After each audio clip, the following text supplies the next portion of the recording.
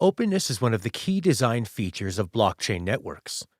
They are inherently designed to enable intra-organizational collaboration. As soon as you start to use a blockchain to support a closed organization, you start to find that there is no real reason to use a distributed ledger at all, and that it is better just to use a centralized authority to maintain the database. With closed, centralized institutions, the drive is to concentrate the most efficient resources in the center. Indeed, the most valuable and effective centralized organizations are the ones that can concentrate the most efficient nodes in the center and exclude those that are less efficient. Distributed networks, however, have a very different dynamic, quite the opposite. They create the most amount of value by going outwards towards the edges to harness the resources of the mass of people within user-generated systems of exchange. These open user-generated systems are what we would call markets. One of the most effective ways to understand the shift into a token market economy is through looking at transaction costs, as it is the reduction in transaction cost and the increase in automated coordination that is now enabling us to convert centralized organizations into open networks. By automating transactions, automating compliance and trust, and connecting people peer-to-peer, blockchain systems will radically reduce the friction within economic networks of exchange and make markets a primary mode of organization. Markets can enable the decentralized coordination of large and complex organizations. One of the basic features of complex systems that we see in the world around us is that complex organization can, in fact, be the product of simple rules. Markets engender this principle. Actors in markets can operate based only on very simple local information. If someone will pay me more for this car than it is worth to me, then I will sell it. If I get paid more at one job than another and I like the job, then I will do it. The rules under which actors operate within an economy are often very simple, but through all the interactions we can get complex emergent behavior on the macro level, without that organization being pre-specified. Blockchain networks enable the shift in organization from formal structures to much more fluid structures based on value exchange via markets, and those markets are organized through price signaling that alter people's local incentives. Prices are the signals that coordinate economic activity via markets. A price is a signal wrapped up in an incentive. An increase in the price of oil signals users that oil has become more valuable in alternative use.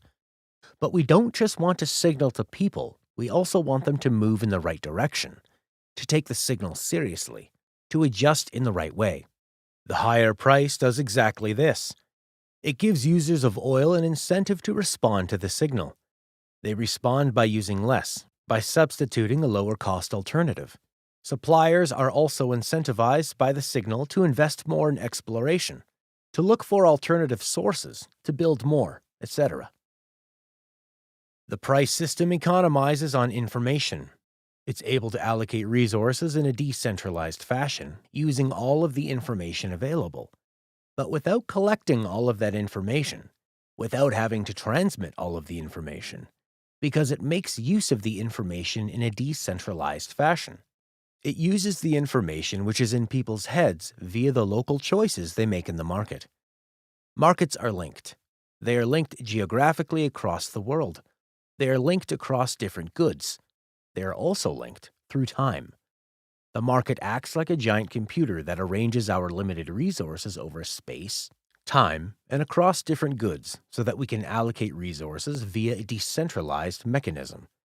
For example, after a hurricane, it's quite common for the price of generators and chainsaws to become very expensive.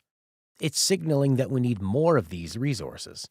The higher prices in a hurricane-devastated region, that says, bring the resources here. The high price is a signal saying that the value of generators, the value of chainsaws, it's really high in this location, at this time.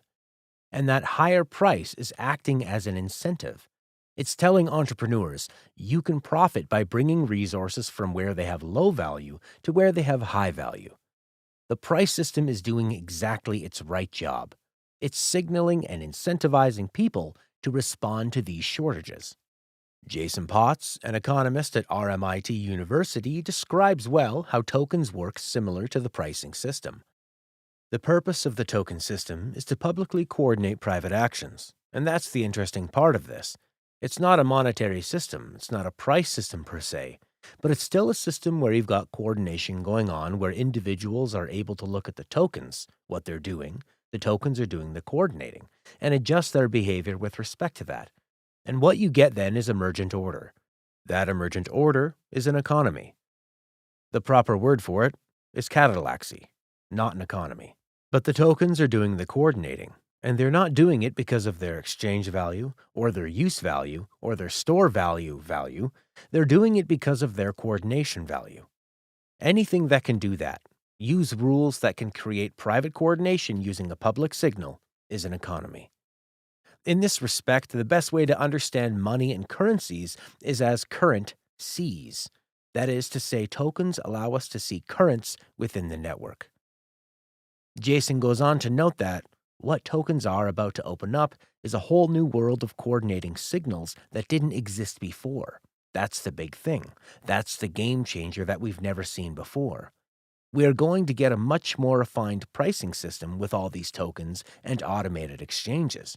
That means we can coordinate an economy so much better with all this new coordinating information, which requires a token.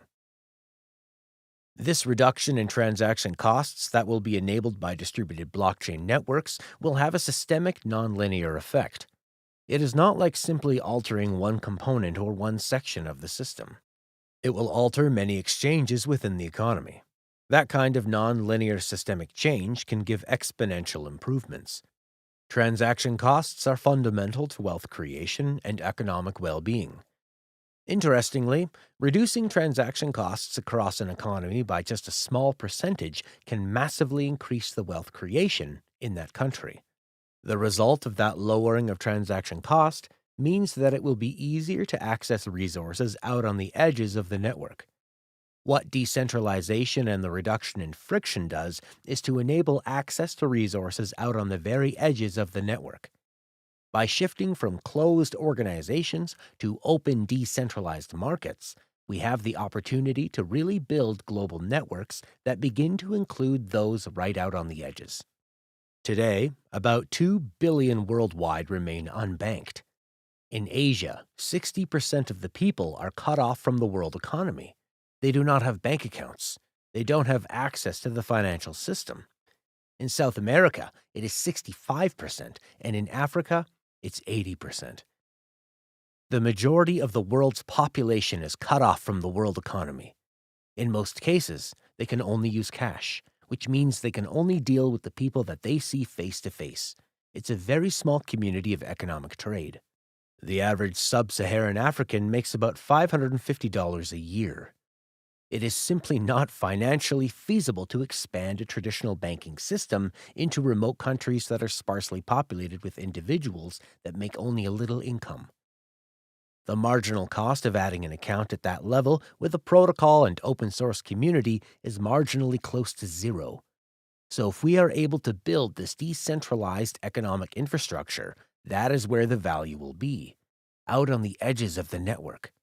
There are 4 billion under and unbanked individuals in the world, and that is huge global growth potential. With blockchain-based token economies, we are not just expanding what value types get incorporated into the economy, but also by reducing transaction cost, we are extending markets further out. By converting centralized organizations with boundaries and borders into open networks, we are making the networks of the global economy accessible to many more people. These token networks are going to be incredibly global like we have never experienced before. The infrastructure does not reside on a centralized server in Silicon Valley, but on computers around the world.